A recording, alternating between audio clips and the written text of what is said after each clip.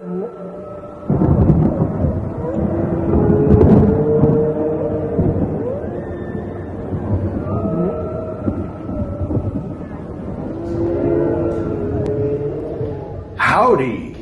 as some of my paternal ancestors might have said, at least between about 1901 and 1919 when they lived in Texas.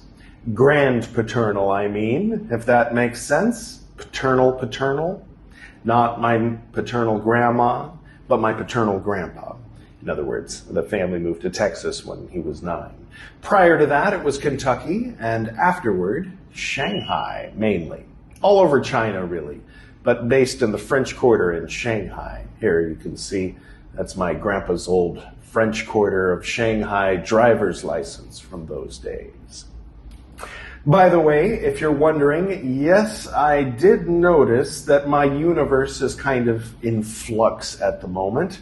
Things are sort of disappearing here. My hair, for instance, and the Kakejiku that used to be there on the right, and a few other things. Not to worry, Priyal and I will be transitioning into an alternate timeline before this one disappears completely. Everything will be coming back together in the relatively near future, but the walls will be magenta from what I understand. Anyway, this is the 13th video in the Multiverse Cartographer series, in which I will be reciting Jerome from the Multiverse Cartographer, the quarter and the dice from the Small Gray Mouse, and the dice 2 from the Multiverse Cartographer. The chapter called Jerome picks up right where Green Eyes left off.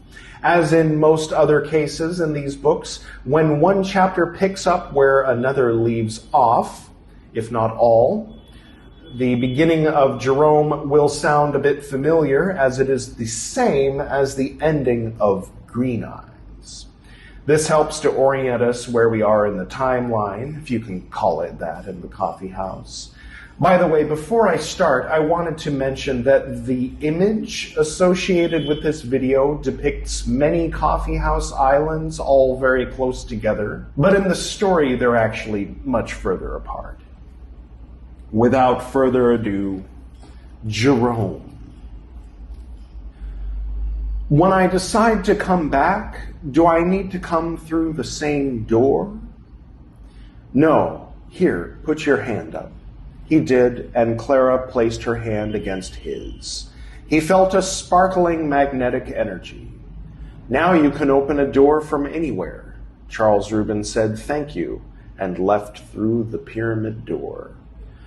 Charles Reuben was glad to be back in that familiar world, the Arcadia, California of Larry's 3623-1612 by 38142, the universe where he was from, or at least where he had lived since the age of 7.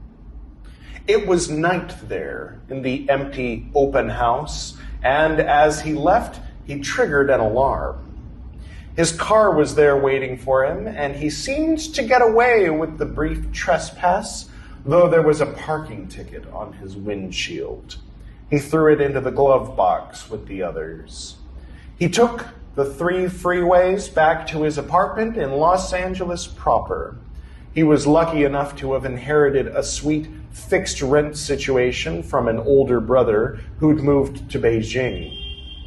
So he was able to make ends meet working part-time at minimum wage while still enjoying the free cheese and wine of the local art walks and watching the fireworks over Dodger Stadium from his balcony. I say older brother. Charles had lived with 3 families while he was growing up. Jeremy was the biological son of the ones he lived with from the age of 12 until 18. It's not really important to the story, though. He checked his messages and sat on his bed to get his bearings. Then he sat at his desk and took out his journal. He reread the 4 pages he'd filled in and wondered whether or not he had lost his mind.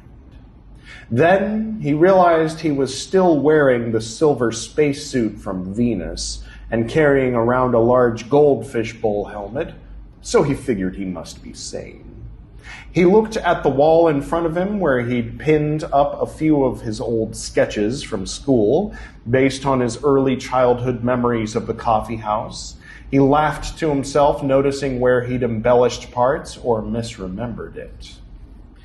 He noticed a letter in his own handwriting there on his desk. It read, "Dear Charles, go back 2 days and go to work. Just an idea. Sincerely, Charles." He laughed and nodded to himself. He walked to one of his walls to put his right hand up, but then thought to himself, which island? He was too embarrassed to face goth Clara, formerly green dress Clara, before that white t-shirt and jeans Clara, after having left her like that, but he wasn't ready to see roller skating waitress Clara, formerly with the Ramones shirt, either. He decided to leave it to chance. He rolled 2 six-sided dice 16 times, with the first dice determining which group of 6 in 36, and the second determining which of the 6 in that group. He drew 16 randomly selected trigintisex numerals on page 5 of his notebook in 4 rows of 4. He grabbed his things, walked up to the wall, put his right hand up in the usual manner, looked at the randomly selected address on page 5 of his notebook, and the door faded into view. That's such a rush, he thought to himself, remembering the first time he'd seen his dad do the same thing. A little more noise pollution today than usual, sorry about that. He walked through and felt the shimmering portal pass around him like a vertical water surface. As soon as he was through, he turned around and put his hand on the pyramid beside the doorway. He looked at his apartment on the other side and, remembering how Isaac had opened the door to the bathroom, looked up at the top of the pyramid and said, "Same place, 2 days earlier." He looked through and saw the same room. He wasn't sure it had worked until he saw there was no longer any note on the desk. He started to walk through and was paralyzed in his tracks by the voice of Clara. Leaving so soon? He turned around to see what she was wearing. It was a long paisley-patterned dress, and her hair was up. "I like your outfit," he said. She blushed and said, "You know, I remember everything that happened between you and my sister last night, like it was my own memory." "I know," he said, unembarrassed. "Your sister? I've never heard you refer to another Clara that way." "Of course not. You've only just met me," she said.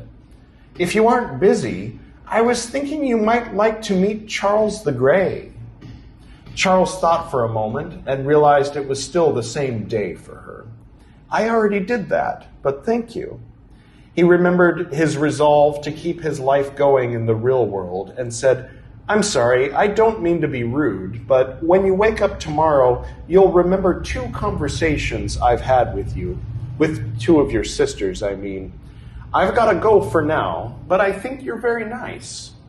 She howled with laughter. "You think I'm very nice? Oh no, what did they do to you?" "Never mind, you're right. I'll find out when I wake up tomorrow. Please accept my sincerest apologies on their behalf. I can get a little crazy sometimes, but I do hope you'll come visit me again." Charles Reuben said, "I will." He was tempted to fall in love with her again, but he snapped himself out of it. He returned to his apartment, immediately closing the shimmering doorway behind him. He grabbed a piece of paper and wrote the note to himself, worried that he would forget the wording and create some kind of paradox or new universe if he wrote it differently. He laid down and got some much-needed sleep. The sun rose. He put on something work-appropriate and walked out into an empty parking space with his number on it. "Damn," he said, as he realized his car was still in Arcadia, it being 2 days before he drove it home to his apartment just now. His first thought was, I should go get it. His follow-up thought was, no, I should leave it for myself when I got there 2 days from now. Then, but the parking ticket, oh well, I guess I can't avoid it. He reasoned that he should avoid himself the night he gets back, and then come back the next morning, and the car would be back in its spot. For now, he'd take the bus. He arrived a few minutes late at the appropriate skyscraper, took the elevator to the 19th floor, opened the door with the key card in his wallet, and walked through the maze of partitions to his cubicle. He poured his coffee, checked his social media, and answered a few emails. He grew tense when he noticed Jerome, the manager, looking at him from across the room with a bewildered expression. He began running through a checklist of things he might have done or not done when he saw Jerome was walking toward him. Jerome said, "Decided to come in after all, eh?" Charles replied, I don't understand. After all? Jerome said, "You called in sick." Charles's heart sank. He began working out the possibilities. He was fairly certain that, being himself, he would not in the future come back to that morning and call in sick. He knew that, given that he was playing with time travel and multiple realities and whatnot, there might be something going on that he couldn't foresee. So he decided to cover for himself. "Oh, right, yeah, I'm feeling all right now. I just forgot to tell you I was, coming in after all." Okay, I'll go over some of the details which might have been too subtle and some of the background behind this. Larry's 36231612 by 38142. This won't make a whole lot of sense just yet, as we haven't been introduced to Larry the librarian, really. He's the librarian of the Coffeehouse. You remember how Clara's bedroom was inside the Coffeehouse? Well, there's also a vast library, if you make a different turn and go through a different door. Larry is the caretaker there, and rest assured, you'll not only get to meet Larry later on, but you'll get to witness his birth as well. You've already met his parents, sort of. Spoilers, I've said too much, or perhaps just enough. So, ever since we met Arthur Fathom, who you might remember was very amused by the idea of the Gregorian calendar, Arthur began referring to it after that point as Greg's this year or that year. Then the Multiverse Cartographer's textbook narrator picked up the habit. For example, today, as I am speaking, recording this, it is currently Greg's 2023. I was born in Greg's 1978. Feel free to start using that in your daily life. I would love for that to catch on. Anyway, implied here is the idea that Larry the librarian has a way of referring to the various universes he has records of in the Coffeehouse library. Charles Reuben's home universe, Larry the librarian identifies by these numbers, hence Larry's 36231612 by 38142. Obviously, categorizing universes in this way is limited, but depending on how high those individual numbers go, you could definitely give labels to a lot of them. All right, for those who aren't from California, freeway means basically highway. It's a reference to the fact that there are no toll roads on these highways, so they are free. They're usually referred to by the numbers assigned to them, but they can also be called by their endpoints or by other names, but usually they're not. For example, the 2 North or the 2 South is also called the Frank Lanterman Freeway, but nobody has ever called it that, and I'd be willing to bet no one ever will. Not a lot, but I'd bet a few dollars for sure. So, since Charles Reuben grew up in Arcadia, and his apartment is now somewhere near Dodger Stadium, he most likely took the 210 to the 110 by way of Orange Grove to the 101. That, or he drove through Monrovia and Duarte and took the 605 to the 10 to the 110, but that seems unlikely. Honestly, I wasn't really thinking about it when I wrote that. I was just thinking of LA County in general. It's where I'm from, so write what you know, they say. Parking tickets are a pretty common thing there. He could have been parked near a fire hydrant or too close to a driveway. But more likely there was a sign that said no parking on Monday or Thursday or whatever because the street cleaner cleans that side of the road that day. If time passed in his world at the same rate as it did for him personally, his car would have been parked there for several days. Honestly, he's lucky it didn't get towed. It's a dog-eat-dog world parking in a place like Arcadia.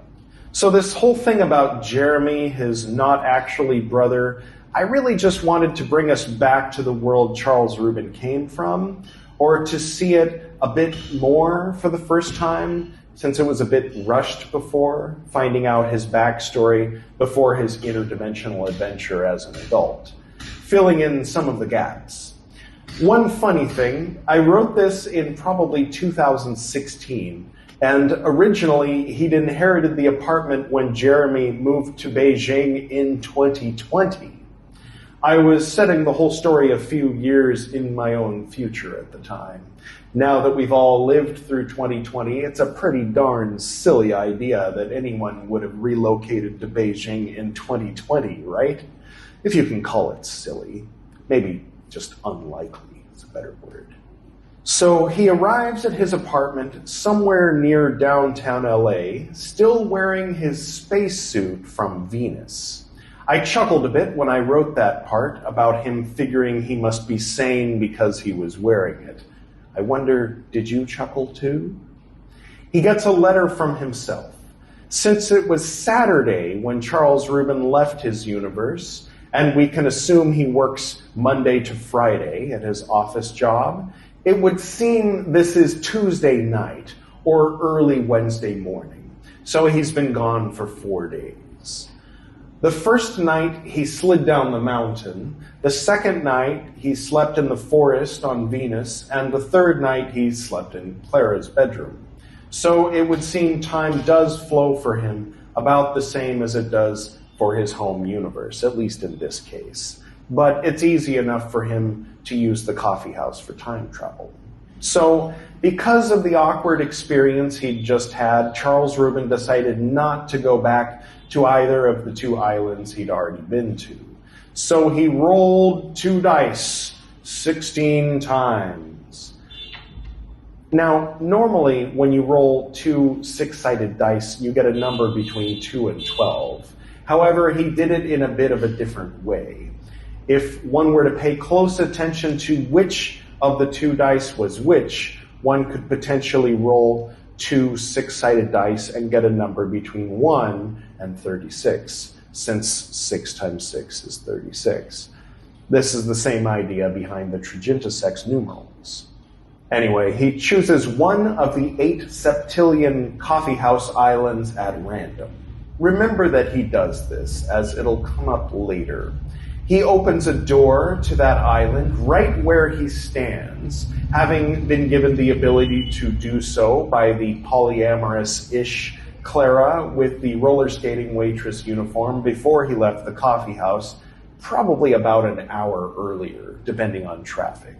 He then has a bit of a fun exchange with the Clara on the island where he finds himself, the one with her hair up and wearing a paisley dress.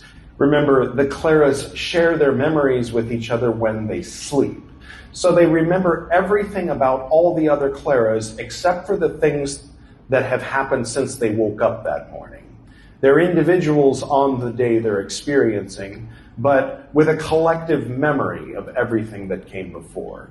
Still, they are able to distinguish between their own memories and those of the others. Presumably, they are able to discern which of the others have which memories as well. It's part of the miracle of Jobe's rectangle, no doubt. Anyway, he travels back to his apartment in LA 2 nights earlier and is sure to write the note to himself that he'd received from himself, then goes to sleep. Now, this next part might be a little confusing at first. He can't drive to work because his car is in Arcadia. This is because he parked the car on Saturday, drove back to his apartment on probably Tuesday night, and is now waking up on Monday morning, so his car isn't there. It's back in Arcadia. Time travel, right? Makes sense? He had to leave the car there on Monday so that it would be there for him to drive home on Tuesday night, which he had just done. Otherwise, he'd be messing up his own timeline and all. He'd probably watched Back to the Future and didn't want to destroy the universe and whatnot. Anyway, he takes the metro and goes to his cubicle. To me, this part is kind of interesting, as he is exactly the 21st century equivalent of what would be considered a drone in the 27th century. Finally, we meet Jerome, after whom the chapter is named. It is the name of his manager god, manager. Then it gets a little confusing, as Jerome seems to have gotten a call from Charles Reuben that he doesn't remember making. The chapter ends with this confusion not having been resolved. Fear not, it will make sense very soon, kind of. Now we'll transition to one of the chapters, or short stories, if you'd like, in The Small Gray Mouse, called The Quarter. It's a 2 rupee coin note. Looks similar to a quarter from a distance.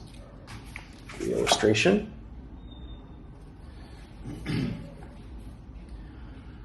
Charles Reuben rolled the dice and wrote down the address they provided on the 5th page of his notebook. He grabbed his things, walked up to the wall, put his right hand up in the usual manner, looked at the randomly selected address on page 5 of his notebook, and the door faded into view. That's such a rush, he thought to himself, remembering the first time he'd seen his dad do the same thing. He walked through and felt the shimmering portal pass around him like a vertical water surface. He saw, for the first time at the Coffeehouse, a blue sky overhead and a great yellow sun in the sky.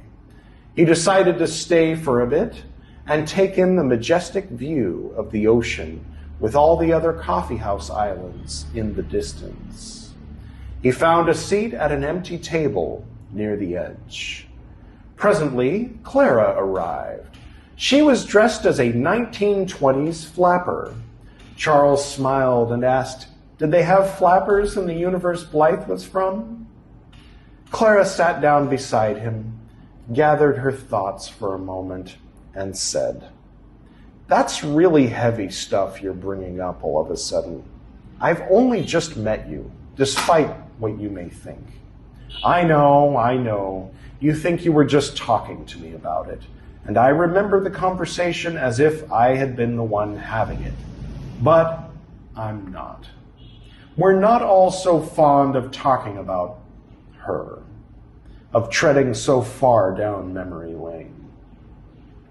"God, I hadn't really thought about it. I'm sorry. I didn't mean to be insensitive," he said. She smiled and said, "Actually, I'm the one who's being insensitive. I know something you don't." Charles raised an eyebrow. "From the way you say so, it makes me think you might be willing to share what you know." Clara noticed a few new arrivals, an elderly couple looking like they're dressed for a cruise. She glanced back at the pyramid in time to see through the door another Charles Reuben just now entering his apartment and writing a note. She said, "Let me see what these two are having, and I'll be right back. Chai?" Charles said, "Yeah, sure," and looked back at the horizon as she left. "Charles?" He turned to see a familiar face. "Isaac!" It was certainly him. but he was now in his mid-20s. Isaac said, "This is the second time you're meeting me?" "It is." "You're on page 5? Charles said, "In my journal? How did you know?" "You told me, old you, I mean. He told me you'd need this." Isaac handed Charles a simple quarter. Upon closer examination, Charles saw that both sides of the quarter were heads. Isaac said, "Eat me, drink me." Charles said, "Pardon?" "Alice in Wonderland. It'll make sense later, but I've got a jet. I'm fighting millipedes." "Hardly seems like a fair fight," Charles said.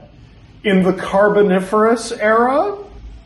Isaac left through the right door of the pyramid wall facing them. Charles glanced over at the door on the left side and saw his fishbowl helmet on his desk. "What the?" He walked toward the door and looked around the corner to see himself getting into bed. He looked at the desk and saw the note. He furrowed his brow in confusion. Clara came up behind him. He asked her, "Do I later go further back? Is this my future self I'm looking at?" Clara said, "No. Here's your drink," and then left to attend to some other guests. Eventually, she returned and said, "Follow me, I'll show you." As she approached the central door, the shimmering portal vanished, revealing the sandstone brick hallway lit with torches. Charles followed her into the hallway. Clara said, "Don't get the wrong idea. I'm just taking you to the library." Here's another picture, though it's kind of unrelated, mostly. Sorry about the sound quality till now. I'd forgotten to turn this microphone on. Is that better? Okay, so this is one of the parts that no doubt was very confusing for Mrs. Brunk. Are you confused as well? How is it that Charles Reuben seems to have started in the same place where we found him in the middle of the chapter we just read, but the rest of his experience was completely different? This is where we must refer to some of the basics of this type of multiverse theory and interdimensional travel. When you go to a T intersection, you can turn right or left, or you can make a U-turn. You can also leave your car there and walk away. Whatever you do, you are making a choice. If you're on your way to work, you'll most likely make the same choice you always make. Or maybe you see there's an accident down the road and you don't want to be stuck in traffic behind it, so you go the other way. Doctor Who plays with this idea in Series 4 of the revival, in the episode called Turn Left. At a certain point, Donna Noble turned left to work a well-paying temp job and ended up meeting the Doctor, and the universe unfolded in a particular way. However, when she is made to go back and turn right instead, she never meets the Doctor. Now, the rules of time travel in Doctor Who are a little different, more like Back to the Future 2, in which it is assumed that there is one kind of sacred timeline, and if you go back and change something, you mess it all up. From a different perspective, you could say that when Donna turned left, she created a universe where she traveled with the Doctor. But in another universe, she turned right, or rather in the same universe, she turned right, and in doing so, created another universe. In this sense, every time we make a choice, we are allowing the universe to unfold in a particular way. But right next to us, there is another universe in which we made a different choice and the universe unfolded differently. Either Henry VIII had a healthy son or he didn't, right? So when Charles Reuben rolled the dice, one of him ended up on the island with the Clara wearing her hair up and a paisley dress, and in another universe, which has just now diverged from that universe, the dice landed differently, and Charles Reuben ended up on a different island with the Clara wearing the flapper dress. First, flapper dress. For those not already familiar, just briefly, In the 1920s, in our universe, which we can assume is 99.9% identical to Charles Reuben's universe, if not 100, there was a subculture of young women who wore knee-high skirts, bobbed their hair, listened to jazz, and flaunted their disdain for what was then considered acceptable behavior. Thank you, Wikipedia. Charles Reuben, who just recently had a long conversation with another Clara about her past and memories of Blythe and so on, and also just met Blythe earlier that night, knows that things were pretty different in the New World Empire universe which Blythe was from whom Clara's earliest memories were copied. So he feels it somewhat natural to ask this Clara, as if jumping in mid-conversation, if they had flappers in the universe Blythe came from. He quickly learns, and perhaps so do we, that the personalities of the Claras can vary quite widely. Prior to this, he's met two Claras. Remember, this version of Charles Reuben hasn't met the Clara with the paisley dress, since that's happening at about the same time on another island, presumably on the night side of the gargantuan sphere upon which all of these islands rest. The two he's met thus far both like him, maybe a little more than they should. This Clara, on the other hand, doesn't seem to care for him very much. She kind of reprimands him, or at least establishes boundaries with him, that it's not okay to just randomly ask her about a topic which was so sensitive to, for example, the Clara currently wearing the roller skate waitress outfit that she cried while talking about it. It's sort of the equivalent of seeing Britney Spears at a restaurant and pulling up a chair next to her and opening with a question about her relationship with her father. It's kind of inappropriate, but he didn't realize that. Clara is not a normal person, or population, you might say. Moving on. Charles Reuben meets Isaac again. You remember the nice old man who gave him his journal and taught him how to read the numerals on the pyramids? Well, this time, thanks to time travel shenanigans, Isaac is a younger man. We know, as it was pretty much clearly stated, that Isaac is a multiverse cartographer who learned everything about that lifestyle from Charles Reuben, when Charles Reuben is much older. Sort of a Doctor and River thing happening, a little bit, except they're not married, we assume. Isaac gives Charles Reuben a quarter, only it's a special quarter, like one you might find at a magic shop. Not like a tarot cards, penis candles, and incense magic shop, more like trick playing cards and nothing up this sleeve, rabbits coming out of hats kind of thing magic shop. Charles Reuben asks for an explanation, but Isaac just says Charles Reuben told him he'd need it. Old Charles Reuben told Isaac that young Charles Reuben would need it, Sort of a Bill and Ted type time travel trick, if you're familiar. He also quotes Alice in Wonderland. Put Ted and Alice in Wonderland together and you get The Matrix. That's right. It's subtle, but it's there. Then Charles Reuben sees himself in his own apartment. We can assume it's the Charles from the Jerome chapter. Charles Reuben is baffled by this. So to explain, Clara takes Charles Reuben into the pyramid.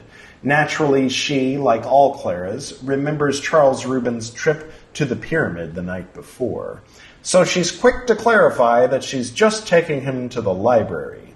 Never mind what the library is or that there's a library. She just wants to make it clear they're not on their way to her bedroom. She's not interested in him that way. This chapter, or short story, leaves off on something of a cliffhanger, but I assure you, we will come back to this moment in this Charles Reuben's story, just not today. Next, we have another chapter, or short story, as they're called in The Small Gray Mouse. Right or wrong, that's what I've called them there. This one is called The Dice.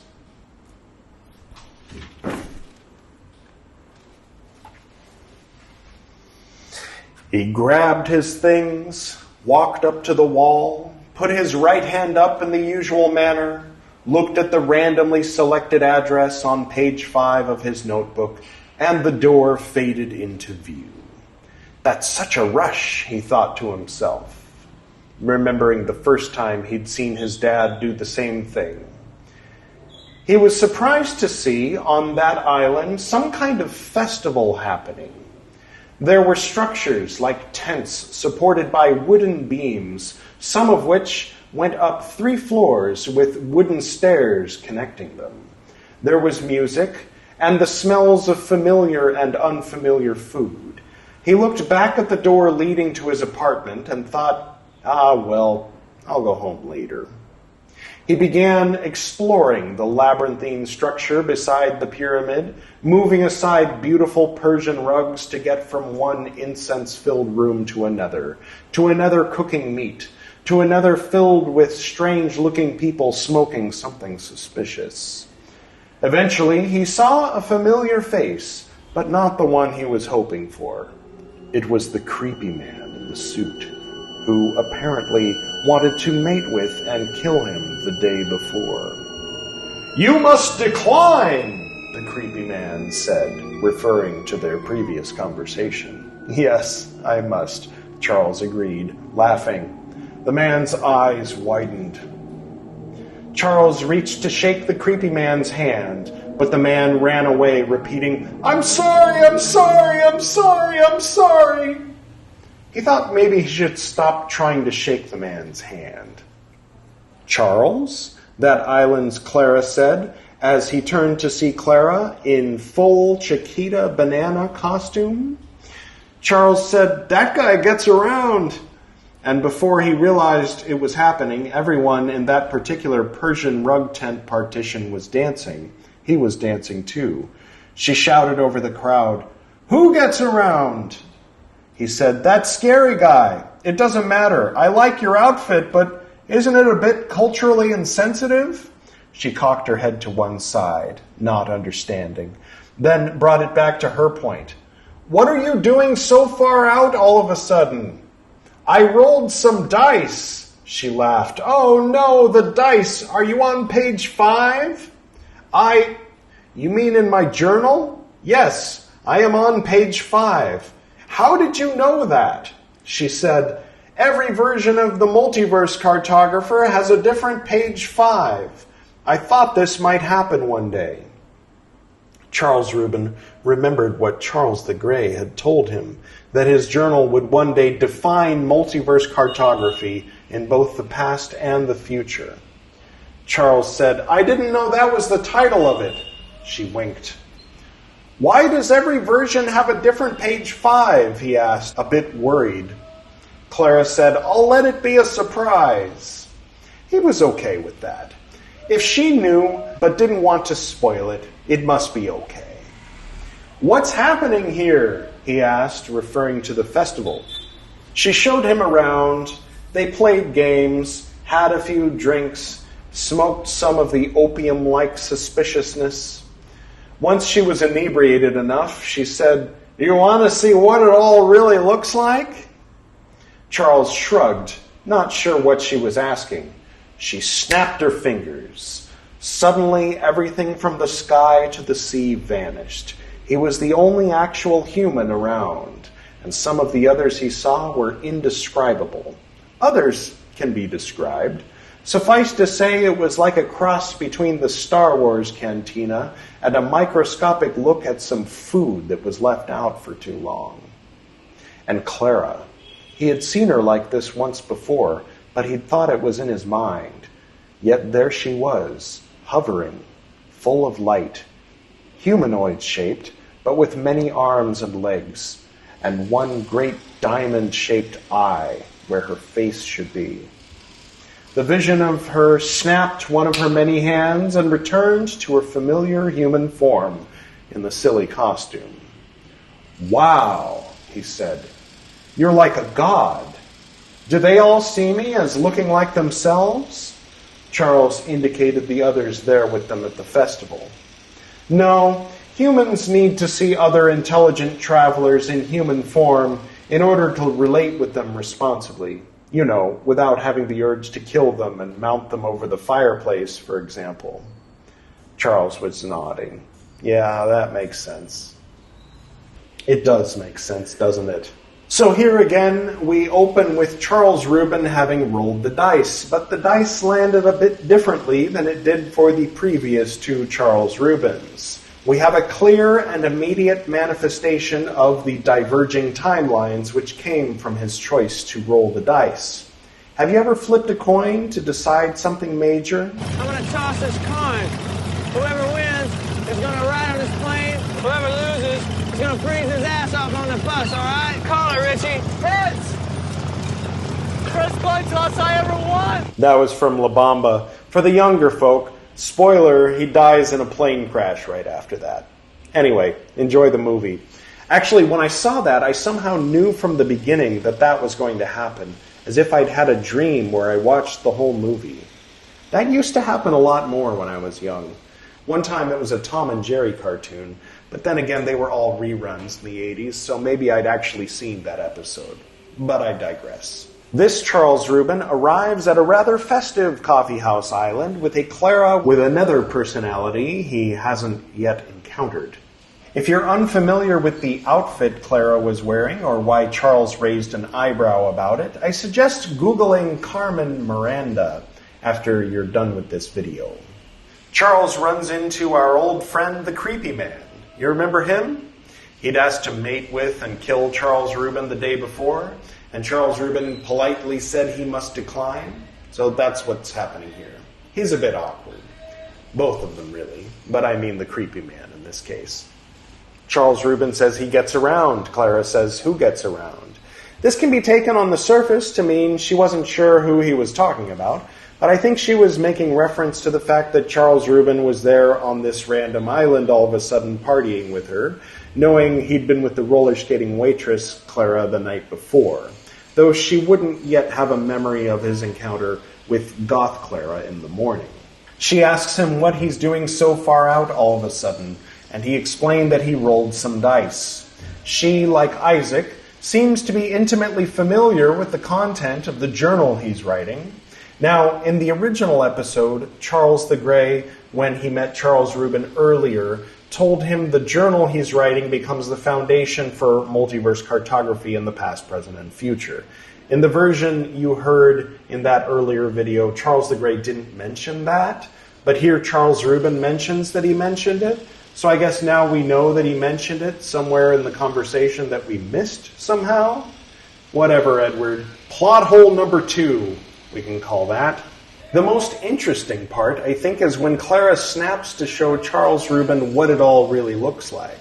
He discovers that he is the only human being on the island, but that the coffeehouse was not only translating everything into English for him, but transforming all of these other beings from who knows what kind of universes into human form so he could feel at ease among them and interacting with them.